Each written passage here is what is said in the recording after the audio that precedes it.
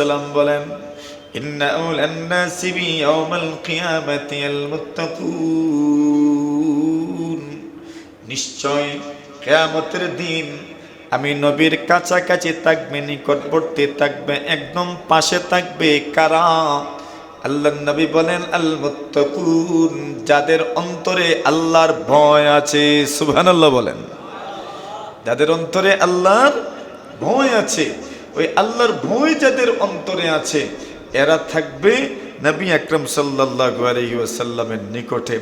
এবার নবী আকরাম সাল্লাল্লাহু আলাইহি ওয়াসাল্লাম ক্লিয়ার করে দিলেন, মান কানু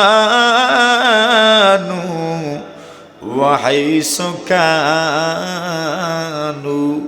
আল্লাহর নবী সাল্লাল্লাহু আলাইহি ওয়াসাল্লাম বলেন, যে কেউ হক, যে কেউ হক, মান কানু, আরবের হও আর আজমের হও, তুমি আরবের হও, আজমের হও, ইউরোপের হও, আমেরিকার হও, ফ্রান্সের হও, রাশিয়ার হও, ইতালির হও, জাপানি হও, জার্মানি হও, বাংলাদেশের হও, পতনশালের হও, মুন্সিবাজারের হও, রহিমপুরের হও, কমলগঞ্জের হও, আর যে কোনো উপজেলার হও, বাংলাদেশের হও, পুরা বিশ্বের যে কোনো জায়গার হও, তুমি যে কোনো বংশের হও, সৈয়দ হও আর সদ্রি হও, চৌধুরী হও, তালুকদার হও আর কৃষ্ণাঙ্গ হও আর শ্বেতাঙ্গ হও, খাটো হও আর লম্বা হও, স্বাস্থ্য হোক আর ছোট হও, যে কেউ হও না কেন, যদি আল্লাহর ভয় অন্তরে থাকে, কিয়ামতের কঠিন ময়দানে আল্লাহর নবীজি সাল্লাল্লাহু আলাইহি ওয়াসাল্লামের নিকটবর্তী আপনি হয়ে যাবেন। তাহলে আপনি রাসূল সাল্লাল্লাহু আলাইহি ওয়াসাল্লামের নিকটে থাকবেন যদি আপনি আল্লাহকে কি করতে পারেন, ভয় করতে পারেন। তাহলে দুই সিস্টেম, একটা হইল দুরূদ শরীফ, একটা কি দুরূদ শরীফ। নবী আকরাম সাল্লাল্লাহু আলাইহি ওয়াসাল্লাম বলেন, ইন্না আউলান নাসি বিয়াউমিল কিয়ামাতি আকসারুহুম আলাইয়া সালাতান। রাসূল আকরাম সাল্লাল্লাহু আলাইহি ওয়াসাল্লাম ওনার সাথে কিভাবে থাকবো এটা বললেন। আচ্ছা, তো আমাদের তো আরেকটু উন্নতি করা দরকার রসুলের সাথে। আল্লাহর রসুল বলছেন, আল্লাহরও নিকটবর্তী থাকবে আরেক দল মানুষ। সুবহানাল্লাহ। আমার নিকটবর্তী তো আছি এই দুই আমল, আমার নিকটবর্তী যারা হবে এরা আল্লাহর নিকটবর্তী। আর স্বতন্ত্রভাবে কিছু মানুষ যদি এই আমল জারি রাখতে পারে, করতে পারে, তো এরা আল্লাহর ডান দিকে নূরের চেয়ারে বসবে। আল্লাহর ডান দিকে। সুবহানাল্লাহ ওয়া বিহামদিহি সুবহানাল্লাহিল আযীম। আমরা দুনিয়াতে নেতাদের সাথে ফটো সেশন করি, একদম কাছে থেকে একটা ফটো উঠানোর চেষ্টা করি, ডান দিকে বা বাম দিকে। কিন্তু জান্নাতে আপনি আল্লাহর ডান দিকে থাকবেন। সুবহানাল্লাহ। এমন আমল আছে যে আমল করলে আপনি একদম আল্লাহ তাআলার ডান দিকে, তাও সোনার চেয়ার। নবী আলাইহিস সালাতু ওয়াস সালাম বলেন, ইন্নাল মুকসিতিনা ইয়াউমাল কিয়ামা আলা মানাবির মিন নূর আইয়ামিনির রহমান। নবী আলাইহিস সালাতু ওয়াস সালাম বলেন, নিশ্চয় যে মানুষগুলো এই আল্লাহর জমিনে ইনসাফের সাথে বিচার করেছেন, ইনসাফের সাথে বিচার করেছেন, ন্যায় বিচার করেছেন, শুধু বিচার নয়, বন্ধু বান্ধবদের মধ্যে ঝগড়া লেগে গেল, বিবাদ লেগে গেল, আপনি মধ্যস্থকারী হয়ে গেলেন, সালিশ হয়ে গেলেন, আপনি মধ্যস্থতা করে দিলেন, দুই বন্ধুর মধ্যখানে ঝগড়াটা আপনি সমাধান করে দিলেন, পরিবারে ঝগড়া আপনি সমাধান করে দিলেন, বায়ে বায়ে ঝগড়া মনোমালিন্য আপনি সমাধান করে দিলেন, বাপ চাচার সমস্যা আপনি সমাধান করে দিলেন, মনোমালিন্যটা দূর করে দিলেন, ছাত্র ছাত্র সমস্যা আপনি মনোমালিন্যটা দূর করে দিলেন। নবী আকরাম সাল্লাল্লাহু আলাইহি ওয়াসাল্লাম বলেন, ইন্নাল মুকসিতিনা ইয়াউমাল কিয়ামা আলা মানাবির মিন নূর আইয়ামিনির রহমান। নবী আলাইহিস সালাতু ওয়াস সালাম বলেন, আপনি আপনার পরিবারে যদি কোনো ঝগড়া লেগে যায়, আপনি যদি বিবাদটা সমাধান করে দিতে পারেন, আপনি যদি সমস্যাটা সমাধান করে দিতে পারেন, বন্ধু বন্ধু ঝগড়া সমস্যাটা আপনি সমাধান করে দিলেন, সমবয়সীদের মধ্যে ঝগড়া সমস্যাটা আপনি সমাধান করে দিলেন, ছাত্র ছাত্রীদের মধ্যে ঝগড়া সমস্যাটা আপনি সমাধান করে দিলেন, গ্রাম্য বিষয় সমস্যাটা আপনি সমাধান করে দিলেন। রাসূল বলেন আপনার লাভটা কি, লাভটা কি, আপনার মর্যাদাটা কি?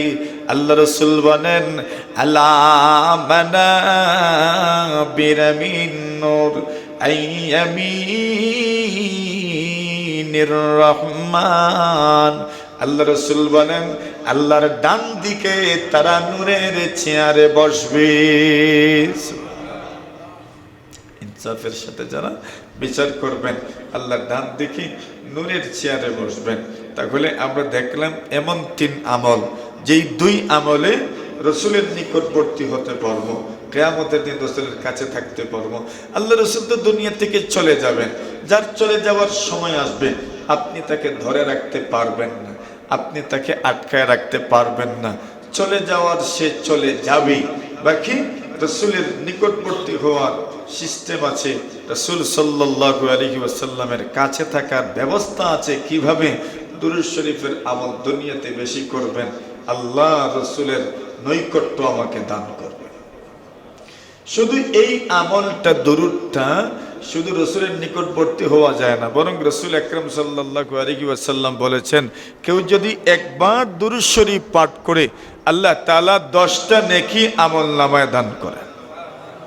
নবী আলাইহিস সালাতু ওয়াস সালাম বলেন আল্লাহ পাক 10টা গুনাহ মাফ করে দেন, আল্লাহ তাআলা 10টা রহমত নাজিল করেন, 10টা মর্যাদা আল্লাহ বাড়ায়া দেন। আব্দুর রহমান ইবনে আওফ বলেন একদিন নবী আলাইহিস আমার বাগানে প্রবেশ করেছেন। দেখাল রাসূলুল্লাহ সাল্লাল্লাহু আলাইহি ওয়াসাল্লাম হাইতি। আব্দুর রহমান ইবনে আওফ বলেন আল্লাহর নবী মুহাম্মদুর রাসূলুল্লাহ আমার বাগানে প্রবেশ করেছেন। আমার বাগানে প্রবেশ করার পরে আমি তাকায় দেখি আল্লাহ রাসূল সাল্লাল্লাহু আলাইহি ওয়াসাল্লাম এত লম্বা সিজদা করেছেন, এত লম্বা সিজদা করতে আমি আমার জীবনেও দেখি নাই। সুবহানাল্লাহ, এত লম্বা সিজদা করেছেন। তো আমি তো আশ্চর্য হয়ে গেলাম, রাসূলুল্লাহ সাল্লাল্লাহু আলাইহি ওয়াসাল্লাম হঠাৎ করে এত লম্বা সিজদা কেন করলেন? এখন আমি রাসূলকে প্রশ্ন করলাম, সিজদা থেকে যখন মাথাটা উঠাইলেন আমি প্রশ্ন করলাম ইয়া রাসূলুল্লাহ এত লম্বা সিজদা আপনি কেন করলেন? আল্লাহ রাসূল সাল্লাল্লাহু আলাইহি ওয়াসাল্লাম বলেন সবেমাত্র জিবরিল আমিন আলাইহিস সালাতু ওয়াস সালাম আমার কাছে এসেছেন আর এসে বলেছেন হে রাসূল আপনার কোন উম্মত যদি আপনার উপর একবার দরুদ পাঠ করে আমি আল্লাহ তাআলা তার পজিশন জান্নাতে মর্যাদা 10 গুণ বৃদ্ধি করে দেন। রাসূল বললেন আমার উপর দরুদ পড়লে আমার উম্মতের মর্যাদা এত বাড়ে, তো পক্ষান্তরে এটা তো আমারই মর্যাদা, তো আল্লাহ আমাকে এত মর্যাদা দান করেছেন, ওই শুকরিয়াতান শুকরগুজার হিসাবে কৃতজ্ঞতা স্বরূপ আমি এত লম্বা সিজদা করেছি। তাহলে এই দরুদের আমল মিস হইতো না, এটা খুব কঠিন না, খুব সহজ। সাল্লাল্লাহু আলা সাইয়্যিদিনা ওয়া মাওলানা মুহাম্মদ ওয়া আলা আলিহি ওয়া আসহাবিহি ওয়া সাল্লাম, বাস। অথবা যেটা আমরা পারি মুখস্থ আছে আল্লাহুম্মা সাল্লি আলা মুহাম্মাদিন ওয়া আলা আলি মুহাম্মদ কামা সাল্লাইতা আলা ইব্রাহিম ওয়া আলা আলি ইব্রাহিম ইন্নাকা হামিদুম মাজিদ, এটা পড়া। অথবা সহজ হোক ছোট হোক যে কোনো দুরূদ শরীফ পড়া। রাসূল করিম সাল্লাল্লাহু আলাইহি ওয়াসাল্লাম বলেন মান ক্বালা জাযাল্লাহু আন্না মুহাম্মাদা মা হুয়া আগলুহু আতাবা সাবঈনা কাতিবান আলফা সাবাহিন। নবী আলাইহিস সালাতু ওয়াস সালাম বলেন একজন মানুষ যদি একবার জাযাল্লাহু আন্না মুহাম্মাদান মা হুয়া আগলুহু, এটা মুখস্থ করে নেবেন ইনশাআল্লাহ। জাযাল্লাহু আন্না মুহাম্মাদান মা হুয়া আগলুহু, এর অর্থ হলো আল্লাহ পাক মুহাম্মদ সাল্লাল্লাহু আলাইহি ওয়াসাল্লামকে প্রতিদান দান করুন। মা হুয়া আকলুহু, যে প্রতিদান পাওয়ার যোগ্যতা উনি রাখেন, যে প্রতিদান পাওয়ার যোগ্যতা উনি রাখেন, যে প্রতিদান পাওয়াটা ওনার হক, এই পরিমাণ প্রতিদান আল্লাহ ওনাকে দান করেন। আরবি হলো জাযাল্লাহু আন্না মুহাম্মাদান মা হুয়া আকলুহু। আল্লাহ রাসূল বলেন, কেউ যদি একবার পড়তে পারেন আতাবা সাবঈনা কাতিবান আলফা সাবাহিন, আল্লাহ রাসূল বলেন 70 জন লিখক 1000 দিন সওয়াব লিখতে লিখতে ক্লান্ত হয়ে যাবেন। 70 জন লিখক 1000 দিন সওয়াব লিখতে লিখতে ক্লান্ত হয়ে যাবেন। সুবহানাল্লাহ। ফেরেশতাদের লেখা ভুল নাই, তাও 70 জন লিখবেন কতদিন বলে 1000 দিন লিখবেন, এরপরেও শেষ হইত না। এবার বলেন কি পরিমাণ। মুআজ্জামে তাবরানির রিওয়ায়াত, জাযাল্লাহু আন্না মুহাম্মাদান মা হুয়া আহলুহু, কেউ যদি পড়ে একবার 70 জন ফেরেশতা 1000 দিন সব লিখতেই থাকবেন। তো কে মিস করব? কেউ তো মিস করার কথা নয়, এটা সবাই পড়া দরকার। জাযাল্লাহু আন্না মুহাম্মাদান মা হুয়া আহলুহু, বাস এতটুকু। জাযাল্লাহু আন্না মুহাম্মাদান মা হুয়া আহলুহু। আল্লাহ রাসূল বলেন আতাবা সাবঈনা কাতিবান আলফা সাবাহিন। তাহলে এক আমল দুরূদ, আবার বলছেন আরেক আমল তাকওয়া। আর যদি কেউ ইনসাফ ভিত্তিক বিচার করতে পারেন, সমাজের ফায়দা করতে পারেন, উপকার পৌঁছাতে পারেন, আল্লাহ তার জন্য আল্লাহর নৈকট্য রাখছেন। তাহলে এক আমল। রাসূল বলেন রাগিমা আনফু রাজুলিন যুকিরতু ইনদাহু ফালাম ইউসাল্লি আলাইয়া। 3 ব্যক্তির ব্যাপারে রাসূল সাল্লাল্লাহু আলাইহি ওয়াসাল্লামের বদদোয়া। একজন হলো ওই ব্যক্তির নাক দুলায় দূষিত হোক, যেই লোকের সামনে আমি নবীজির নাম উচ্চারণ করা হলো, ফালাম ইউসাল্লি আলাইয়া, কিন্তু দুরূদ শরীফ পড়ল না। এই জন্য যখনই নবীর নাম নেওয়া হবে তখনই আমরা পড়ব সাল্লাল্লাহু আলাইহি ওয়াসাল্লাম, সাল্লাল্লাহু আলাইহি ওয়াসাল্লাম, সাল্লাল্লাহু আলাইহি ওয়াসাল্লাম। বলে কতবার পড়বেন? বলে আপনার যত মহব্বত বেশি আপনি তত পড়বেন। আপনার মহব্বত যত বেশি আপনি তত পড়বেন, বাস পড়তে থাকেন। 1 2 নম্বর, ওয়ারাকিমা আলফু রাজুলিন দাখালা আলাইহি রমাদান ফানসালাখা ক্বাবলা আন ইউগফারা লাহু। নবী আলাইহিস সালাতু ওয়াসসালাম বলেন, ওই লোকের নাক দুলায় দূষিত হোক, ওই লোকের জন্য সর্বনাশ, ওই লোকের জন্য দুর্ভোগ, যে লোক রমজান পেল, রমজান পেল, রমজান পেল, অতঃপর রমজানটা তার প্রতি চলে গেল, আর আল্লাহর বান্দা তার গুনাহ মাফ করাতে পারল না। আল্লাহর নবী বলেন তার নাক দুলায় দূষিত হোক। নাউজুবিল্লাহ। বাস এটা তো আমরাও পড়ে যাব, এটা যদি মাফ করাইতে পারি। নবী আলাইহিস সালাতু ওয়াসসালাম বলেন ওয়ারাকিমা আনফু রাজুলিন দাখালা আলাইহি রমাদান ফানসালাকা ক্বাবলা আন ইউগফারা লাহু। রাসূল বলেন যে ব্যক্তি রমজান পেল আর রমজান তার গতিতে চলে গেল, মাফি পেল না, মাফ করাতে পারল না, রাসূল বলেন ওই লোকটা যেন হতভাগাদের অন্তর্ভুক্ত। অথচ এই মাসে ওয়ানাদা মুনাদিন ইয়া বাগিয়াল খাইরি আকবিল ওয়া ইয়া বাগিয়াশ শাররি আকসির ওয়ালিল্লাহি উতাকাউ মিনান নার। নবী আলাইহিস সালাতু ওয়াসসালাম বলেন রমজান এমন এক মাস, যে মাসের প্রতিটি মুহূর্ত আল্লাহর কাছে এত দামি, এত দামি। আল্লাহর নবীজি সাল্লাল্লাহু আলাইহি ওয়াসাল্লাম বলেন রমজান মাস যে মাসে আল্লাহর পক্ষ থেকে একজন ফেরেশতা জোরে জোরে ঘোষণা করতে থাকেন, ইয়া বাগিয়াল খাইরি আকবিল, এরে আল্লাহর বান্দা নেকির অন্বেষণকারী, নেকির অন্বেষণকারী, নেকিকারী, এরে নেকির অর্জনকারী, তুমি সামনের দিকে অগ্রসর হও। ওয়া বাগিয়াশ শাররি আকসির, এরে গুনাহ করনে ওয়ালা এইবার তো ক্ষান্ত হও, এইবার তো থামো, এইবার তো থামো। রমজান এসে গেল, এরপরে তুমি গুনাহ করছো, এইবার তো একটু থেমে যাও, এইবার তো একটু থেমে যাও, এইবার তো একটু থেমে যাও। ইয়া বাগিয়াশ শাররি আকসির ওয়ালিল্লাহি উতাকাউ মিনান নার। আল্লাহ রাসূল বলেন প্রতিদিন আল্লাহ তাআলা হাজার হাজার কোটি কোটি বান্দা বান্দীদেরকে মাফ করে দেন। এরপরেও যদি কেউ মাফ করাইতে পারলো না, রাসূল বলছেন তো তোমার জন্য দুর্ভোগ না তো কি।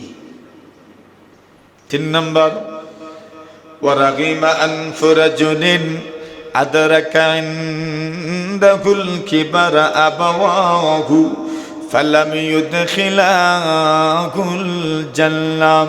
আল্লাহ রাসূল বলেন ওই লোকের জন্য কত ভাগ্য, ওই লোকটাও কত ভাগা, ওই লোকের জন্য দুর্ভোগ যে লোক তার জীবদ্দশায়, তার যৌবনকালে তার মা বাবা দুজন বৃদ্ধ হয়ে গেলেন, কিন্তু তার মা বাবা তাকে জান্নাতে প্রবেশ করাতে পারলেন না।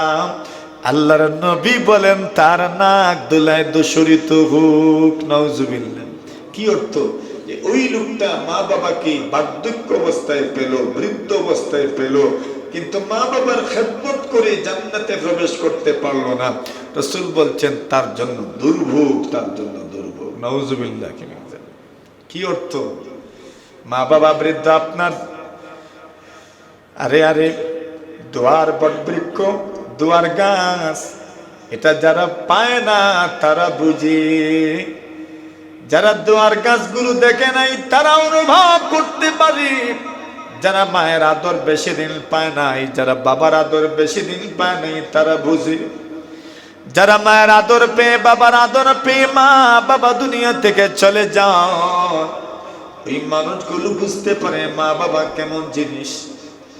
এরা তো 24টা ঘন্টার মধ্যে যতটা ঘন্টা ঘুমায়, আর বাকি সময়টা যেন শুধু সন্তানদের জন্য দোয়া করে। এই দোয়া কত মানুষ এখনো পাচ্ছে, আর কত মানুষের মিস হয়ে গেছে। এই দুনিয়াতে আপনি যত বড়ই হন, মা বাবার কাছে আপনি ওই ছোটবেলার অমুক। দুনিয়ার মানুষ আপনাকে যত বড় বড় উপাধি আর লকব দিয়ে ডাকুক না কেন, মায়ের কাছে বস তুমি অমুকই, বাবার কাছে অমুক। আর এই ডাকের চাইতে মজার আর কোন ডাক হইতে পারে না, ঠিক না? মুশাহিদ, এই ডাকের চাইতে মজার আর কোন ডাক নাই। খতিব সাহেব, মুফতি সাহেব, ওয়াইস সাহেব, বক্তা সাহেব, শাইখুল হাদিস সাহেব, মুহাদ্দিস সাহেব, ওয়াইস সাহেব, কত কিছু, কিন্তু ফুত ফুয়া এর মধ্যে যে মজা দুনিয়াত আর কোন ডাকের মাঝে এই মজা নাই। আছে? আসেনি? ফুতোর মাঝে যে মজা, মায়ের বাপে যে সময় ফুত করে ডাক হন, এই সময় যে মজা লাগে, এই সময় যে অন্তরে প্রশান্তি লাগে। ইমাম সাহেব আর মুফতি সাহেব, মুহাদ্দিস সাহেব, খতিব সাহেব, ওয়াইস সাহেব, বক্তা সাহেব, শাইখুল হাদিস সাহেব, কোনো এত মজা নাই। কিন্তু মা যদি নাম ধরে ডাকন, বাবা যদি নাম ধরে ডাকন, যেই পরিমাণ মজা লাগে। কত মানুষ নাম ধরে ডাকরা মানুষের কোনো নাই দুনিয়াতে। এরা এক সময় চলে যাবেন, আপনার ঘরে এখনো মা বাবার আওয়াজ শোনা যায়, তো আপনি ভাগ্যবান।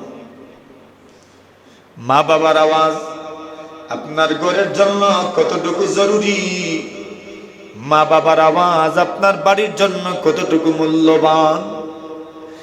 আরে মা বাবার ঘরে অবস্থান করা আপনার জন্য কত বড় দোয়া, কত বড় রহমত, কত বড় বরকতের জরিয়া, এটা আপনি এখন বুঝবেন না। মা বাবা দুনিয়া থেকে চলে যাও, তখন অনুভব করবেন মা বাবার উপস্থিতি আপনার ঘরের জন্য, আপনার বাড়ির জন্য কতটুকু জরুরি। মা বাবার উপস্থিতি, মা বাবার রহমত, মা বাবার দোয়া কতটুকু জরুরি, এটা এখন বুঝবেন না, বুঝবেন যখন মা বাবা থাকবেন না, তখন এটা কত জরুরি। তো রাসূলুল্লাহ বলেন যে মা বাবা পেল, বৃদ্ধ বয়সে পেল, কিন্তু তার মা বাবা তাকে জান্নাতে প্রবেশ করাতে পারলো না, রাসূলুল্লাহ সাল্লাল্লাহু আলাইহি ওয়াসাল্লাম বলেন ওই লোকটার জন্য দুর্ভোগ, রাগিমান ফরাজ। এজন্য আল্লাহ তাআলার কাছে সব সময় দোয়া করা যে আল্লাহ তাআলা যেন আমাদেরকে মা বাবার খেদমতের তৌফিক দান করে। মা বাবা এখন নাই, তো মা বাবার জন্য যা করতেন, ব্যয় করতেন, এটা এখনো মা বাবার জন্য ব্যয় করা। বলে তাদেরকে তো পড়াইতে পারবেন না, বলে ওই সমান মানের জিনিস কাউকে হাদিয়া দেওয়া, অথবা ওই টাকাটা কাউকে সদকা করা। মা বাবা নাই দুনিয়াতে, তো কি হইল? মা বাবার থেকে আপনি 1000 টাকা দিতেন, 500 টাকা দিতেন, তো এটা আপনি আলাদা করে রাখবেন। মা বাবা নাই তো অসুবিধা নাই, মা বাবার জন্য ইসালে সব হিসাবে আপনি গরিবকে সদকা করবেন। মা বাবার বাজেট থাকতো ইনশাআল্লাহ।